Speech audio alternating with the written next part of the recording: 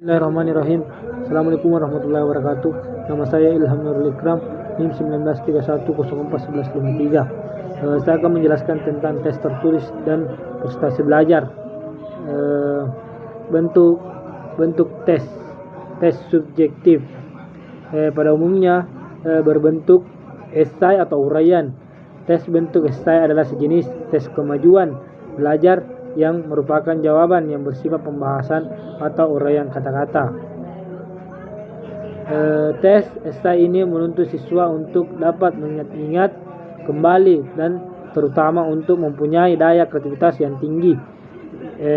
Yang pertama, kebaikan-kebaikannya mudah disiapkan dan disusun, tidak memberi banyak kesempatan untuk berpekulukasi atau untung-untungan, mendorong siswa untuk berani mengemukakan pendapat serta menyusun dalam bentuk kalimat yang bagus,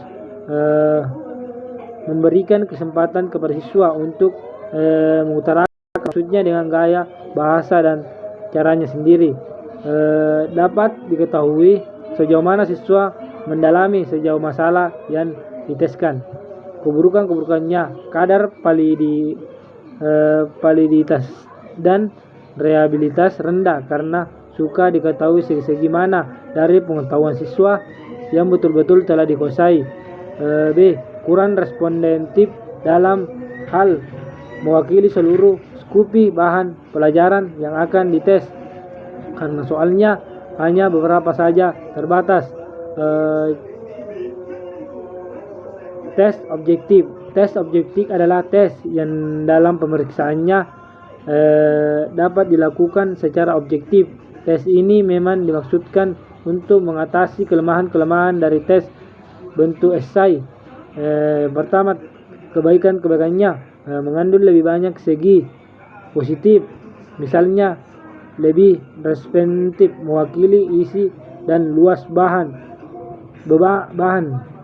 lebih objektif, dapat dihindari campur tangannya unsur-unsur subjektif baik dari segi siswa maupun guru yang memeriksa.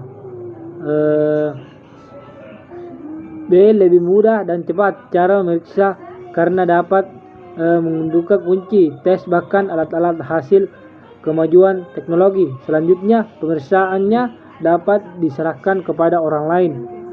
Selanjutnya, dalam pemeriksaan tidak ada unsur subjektif yang mempengaruhi. Kelemahan-kelemahannya, persiapan untuk menyusun jauh lebih sulit daripada tes esai karena soalnya banyak dan harus teliti untuk menghindari kelemahan-kelemahan yang lain. Soal-soalnya cenderung untuk mengungkapkan ingatan dan daya pengenalan kembali saja dan sukar untuk mengukur proses mental yang tinggi. Macam-macam tes objektif. Tes benar dan salah. Soal-soalnya berupa pertanyaan-pertanyaan dan pertanyaan tersebut ada yang benar dan ada yang salah. Orang yang ditanya bertugas untuk menandai masing-masing pertanyaan itu dengan melingkari huruf B jika pertanyaan itu betul. Menurut pendapat dan melingkari huruf S jika salah. Bentuk benar salah ada dua macam. Yang pertama dengan pembetulan. Siswa diminta membetulkan bila memilih jawaban yang salah. Yang kedua yaitu tanpa pembetulan. Siswa diminta melingkari harus B atau S tanpa memberikan jawaban yang betul. Kebaikan tes dan benar salah dapat mencakup bahan yang luas dan tidak banyak memakan tempat karena biasanya pertanyaan-pertanyaan singkat saja, mudah menyusun. Selanjutnya dapat digunakan berkali-kali. Selanjutnya dapat dilihat secara cepat dan objektif.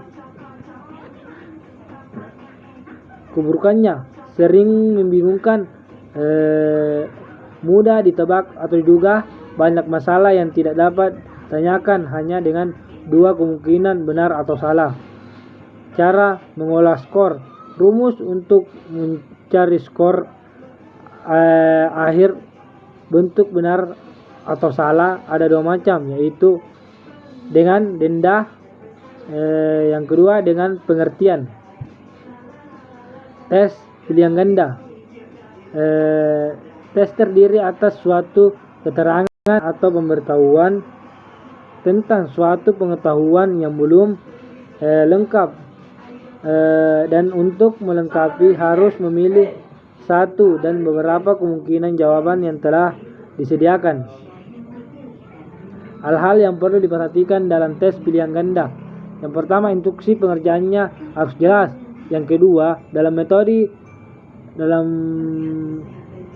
multiple choice test hanya ada satu jawaban yang benar. Yang ketiga, kalimat pokoknya hendaknya mencakup dan sesuai dengan rangkuman maupun yang dapat dipilih. Yang keempat, kalimat pada tiap butir soal hendaknya sesingkat mungkin.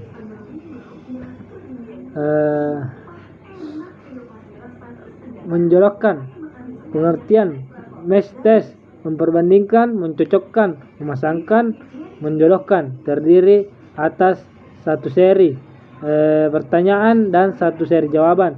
Masing-masing pertanyaan mempunyai jawaban yang tercantum dalam seri.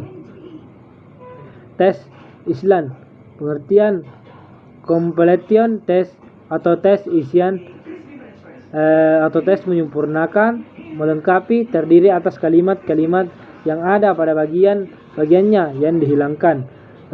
Yang harus diisi oleh murid ini adalah merupakan pengertian yang kita dari murid. Sekian dari saya. Wassalamualaikum warahmatullahi wabarakatuh.